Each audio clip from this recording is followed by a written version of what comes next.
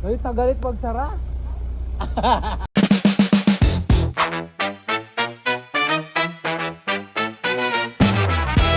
Alam niyo ba na may camping site dito sa Batangas? Kaya for today's video, nandito tayo ngayon sa Joaquim Lake Resort.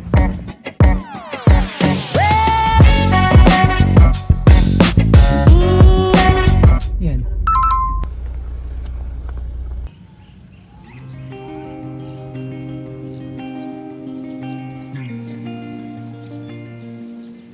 Camping tayo dito sa Batangas for 200 pesos only per head.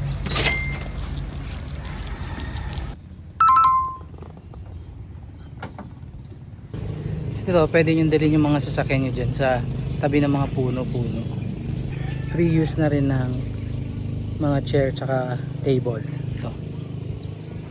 Yan, pwede na kayong hindi magdala.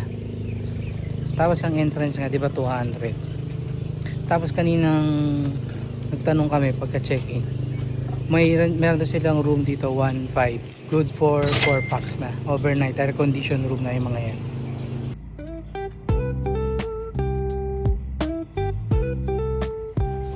Thank you sa sponsor, Auntie Janet. Tapos ito yung pang camping nating kutsilyo. Gusto niya to? Ito, pillars sa kabila, tapos kutsilyo sa kabila.